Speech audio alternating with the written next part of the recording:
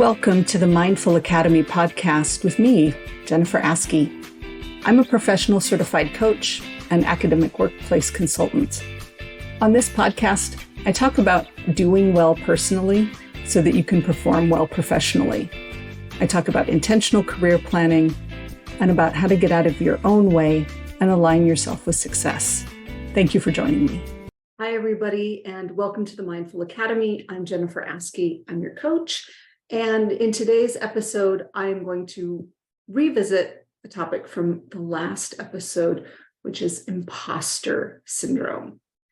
And I'm revisiting this based on an encounter I had a couple weeks ago in early April here in Edmonton when Elizabeth Gilbert came to speak. So she's on a short Canadian tour to talk about, I guess, lessons learned in researching and writing and touring for Big Magic the first time it came out, which is like 8 years ago.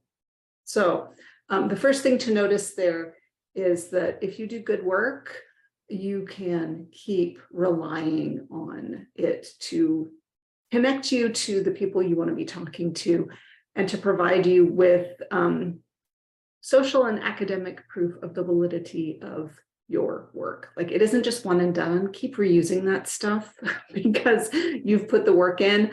I kind of loved the fact that even though she has a new book out, a relatively new book, she was talking about Big Magic, which is an 8-year-old book, and that's okay, because if it was a good story once, or if there are good lessons once, there will be good lessons again and again and again.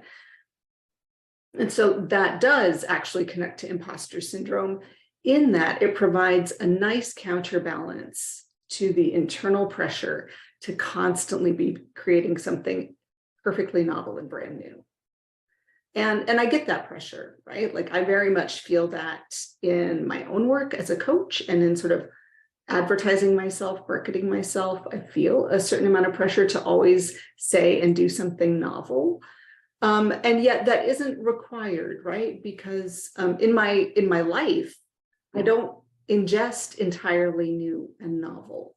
I ingest kind of the same thing over and over again in different ways. And so that repackaging and reinforcing has real value for the people who are reading your work. But what I wanted to say about Elizabeth Gilbert and Big Magic, and I'm going to grab my notes so that I can stay a little bit on track. And I'm wearing my fancy new reading glasses that I ordered from Clearly. And I can't tell you how excited I am, because normally my glasses, like pre-eye surgery, I was almost -20. And so my glasses were very tiny and like Coke bottle thick, and they were not aesthetically pleasing. They were not physically comfortable. It was just kind of a gong show. And now I get to enter into this new world where I can buy really adorable reading glasses and scatter them about the house. This is going to be my entire new personality going forward. It's just fun reading glasses on some sort of conveyor belt coming into my life. Okay, so what I wanted to talk about, that I was inspired to talk about at this evening with Liz Gilbert, is self-compassion and imposter syndrome. So I'll tell you how this unraveled for me. I'll just let you follow my process. So the structuring element of Liz Gilbert's talk was varying ways her Big Magic question got answered. So she decided to spend a year as part of her creative process asking people, what are you most excited for in your life right now? And so part of her talk in the lovely Winspear Center was talking about how people responded super positively and generously to this question, how other people were profoundly offended that she would look at their lives and ask what they were excited about, how some people didn't know how to respond to that question at all, and it was awkward, and right. So she used that to sort of structure the conversation. And as a coach, I love that question. Like, what are you most excited about in your life right now? And I also know as a coach that you don't coach people without their consent. And that is kind of dropping into their lives, into somebody's life and asking them an incredibly vulnerable question without their consent. So use that question with people you trust, I guess would be one of my takeaways. But the question is a good one. So I'm going to put it out there, right? What are you most excited about in your life? And that big, expansive question, what are you most excited about? Like that in and of itself is an invitation to imposter syndrome, because imposter syndrome is most likely to rear its ugly little head when you declare something big and ambitious. So if you're super excited about something, imposter syndrome is going to be over in the corner going, and it's gonna suck and you're gonna fail, right? So answering that question for yourself might launch you into a space of imposter syndrome. So that's one observation. My second observation is, why did I spend money to go listen to Elizabeth Gilbert talk, right? I've read Big Magic. I've not read Eat, Pray, Love. I'm going to be contrarian about that. But I've also read some of her essayistic works about her wife who died of cancer. I've listened to her a few times on Glennon Doyle's podcast. I think pretty highly of the way she writes about the creative process. And I loved Big Magic, absolutely adored it.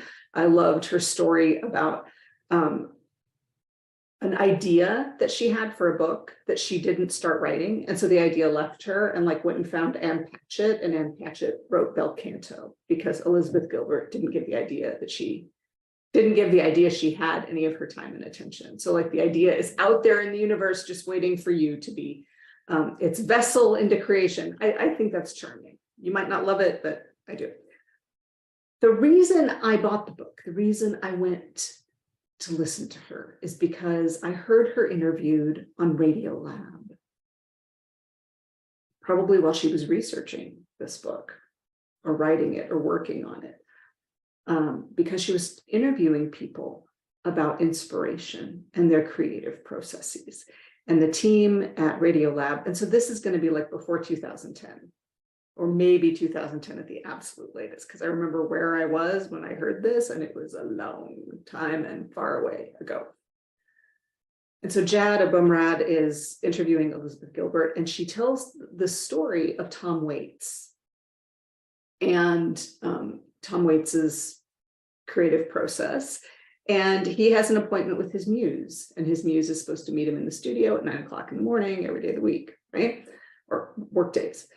And so he relies on his muse meeting him there because they have this arrangement. And he says, sometimes I'm driving down the highway and the muse gives me an idea. And I say, don't bother me right now. I am busy. I'm driving. I got other things going on. Please go bother Leonard Cohen. And I love that as a story, first of all, that Tom Waits would be like, no, that's not my song right now. Go give it to Lenny. He'll do good.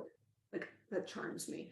But there are so many things I love about that. I love this notion that the idea you have right now in this moment, maybe you're washing dishes and something comes to you and your hands are soapy and you can't write it down. And you're like, oh no, forget it. That's okay. If it's yours, it'll stick around. If it's not yours, that's fine, because you have more ideas in you out there waiting to be used by you, whatever your preferred metaphor is. We don't need to grab a hold intensively to an idea, to a project, and think if I don't do justice to this, I will have squandered everything that is my potential, right? So there's a light touch in recognizing that ideas can come at us as if they're on a conveyor belt, right? Just like my glasses, that must be my metaphor for the day, conveyor belts. But the generosity of ideas out there in the world. And I find that refreshing. I find that a nice perspective. Don't bother me now, I'm busy. Maybe I'll write you down in a notebook and then forget about you. Maybe I'll put you in my writing pipeline and then neglect you. That's all okay, as long as I'm doing work right now, because the next good idea will always come to you. I promise. If you make yourself open to it, the next idea will always come to you, right? Because you're full of them. So I liked, when I heard her interview and then when I read the book, this notion of curiosity and creativity in partnership as part of a project. So like she's interviewing people about their inspiration and creativity. And so she's talking to authors like Ann Patchett, and she's talking to musicians like Tom Waits. But for herself, like part of her creativity was this curiosity question.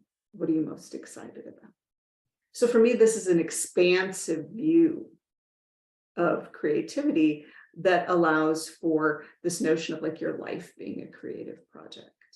And that resonates for me as somebody who has far more academic training than any kind of creative training, because I think that the work we do as academics is creative, can be creative, should be creative.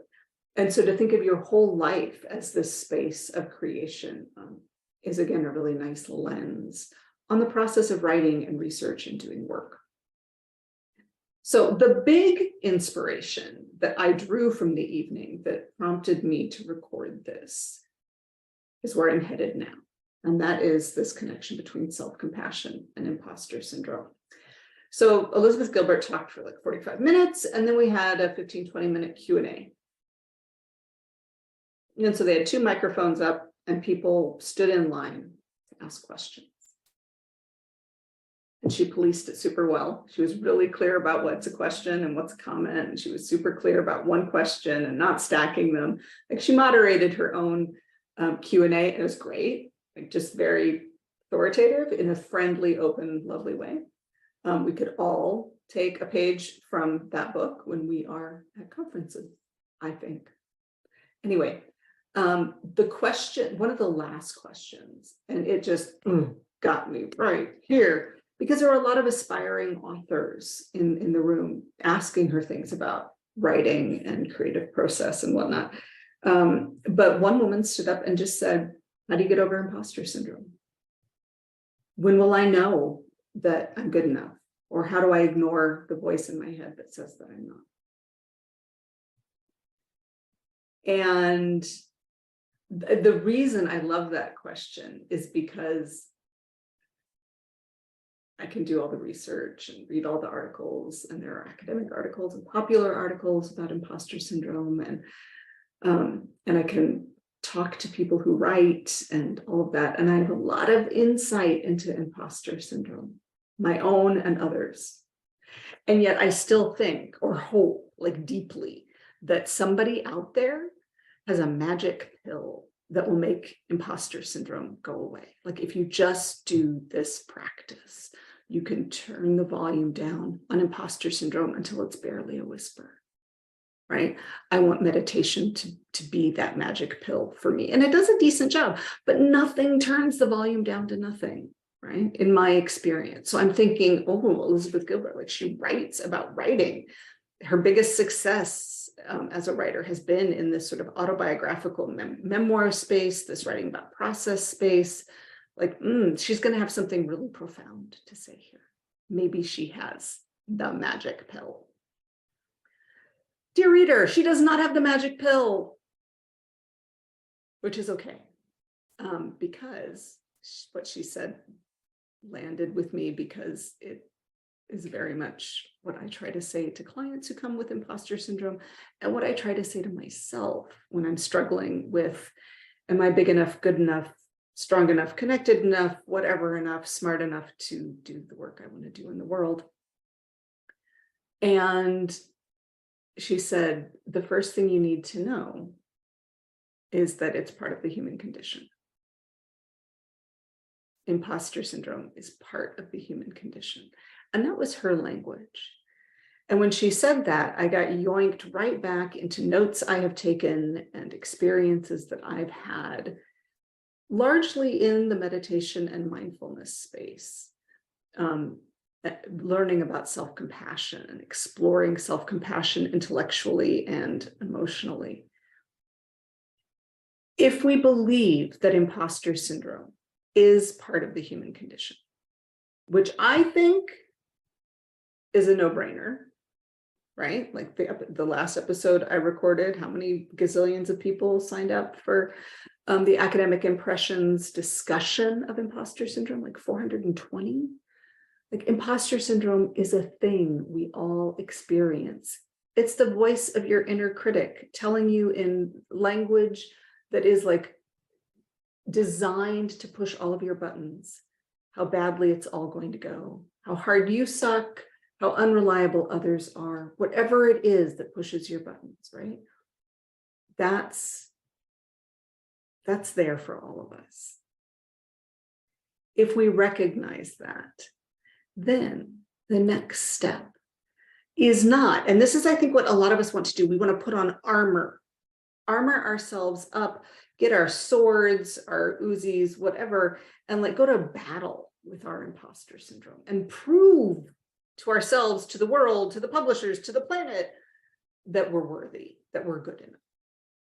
And while I am all for you being worthy and you being good enough, because you are, the like gearing up for battle is maybe not the way to combat imposter syndrome.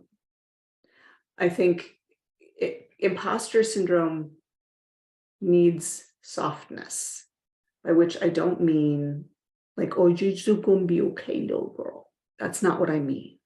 I mean the melting softness of one human heart recognizing another human heart. What if, when we experience imposter syndrome, and instead of turning that against ourselves in some way or another, what if we let it hurt for a minute? What if we let the fear in for a minute and used that fear as an engine for recognizing the people next to us who are in pain, who are experiencing fear?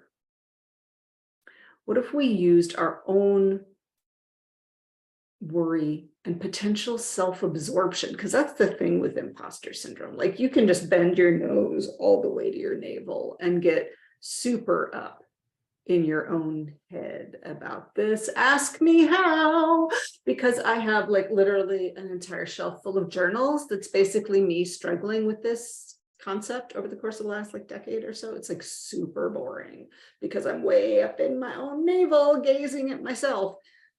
And I think the insight that mindfulness has brought me, and that engaging with Kristen Neff's work on self-compassion has brought me, is that when you're in pain, self-inflicted pain most of all, that maybe your job is to soften towards yourself and others and recognize that we are all on the same journey in some way, shape, or form. We're in different boats. We have different work to do. But the journey of like feeling at home in our skin and feeling fulfilled and all of that, like everybody's struggling in some way, shape, or form. And so when you're experiencing your particular brand of struggle, what can you do that is compassionate and gentle towards others and recognizing their struggle? And how does that create a virtuous cycle of, oh, I'm doing something, right? So there's action there that sometimes pulls us out of that navel-gazy or self-doubty cycle that we can get into with imposter syndrome. So you're doing something, and we all know that generosity feels good, but generosity even of thought feels good, right? So self-compassion as a response to imposter syndrome can open us towards ourselves and can open us towards other people. And that opening and softening, I think, it's really critical for lots of things. What comes to mind immediately as I say that is it's critical for like your lack of ulcers and headaches to begin with. Like it lowers stress to engage compassionately with the world, right? Because when you are engaging compassionately with yourself and others, like you get to co-regulate one another's emotions, you get to not make yourself wrong, not make other people wrong, right? So this woman who was saying like, dear Liz Gilbert, how do I get over imposter syndrome? Liz Gilbert was saying, honey, you don't. And here I am with like a movie deal and a bunch of books and a speaking tour. And my heart breaks for you because it breaks for me, because I've experienced that as well. And not like, oh, go through this and you'll come out the other end, but just like, this is the path. There's no jumping off of the path. There's no shortcut. There's no magic pill. And so if you're going to experience, whether it's imposter syndrome or self-doubt in some other form, because we could and have discussed whether imposter syndrome is even a good term to use, but whatever self-doubt you're experiencing, that's it. Like that's your path. How do you gently say, yeah, that sucks, stay on the path? That hurts for them, maybe in a different way, but look, we're hurting and we're going to stay on the path. And that generosity really sort of smacked me in the face that night. I was like, oh, right. It's all about self-compassion. It's all about being kind to ourselves and being kind to others in equal measure, right? Because sometimes it's easier to be kind to other people than it is to be kind to ourselves. And so thinking about self-doubt and imposter syndrome is a way to illustrate, like, try that gentleness with yourself for once. So if you haven't read Big Magic and you want an easy beach read, because it's not a challenging read, but the ideas are probably enough to keep you thinking about what it means in an academic context to write.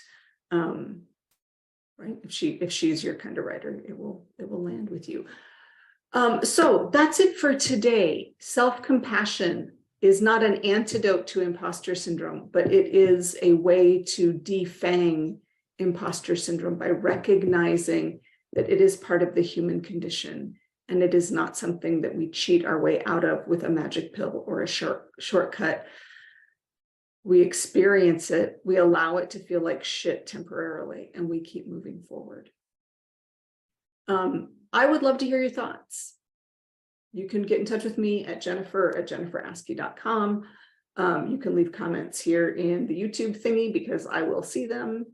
And if you're listening on a podcast, share this with somebody who needs to be told that imposter syndrome is just the thing that we go through, and don't give it more power than it needs to have. I look forward to talking to you soon. Take good care. Thank you for listening to this episode of the Mindful Academy podcast. For questions about this episode, suggestions for future episodes, or to request a consultation with me, email me at jennifer@jenniferaskey.com. This episode was recorded in Edmonton, Alberta on Treaty 6 lands. The songs included in the intro and outro for this podcast are Heartache by Silent Partner and Piano Store by Jimmy Fontanez of Media Right Productions, both sourced through the audio library. Thank you so much for listening.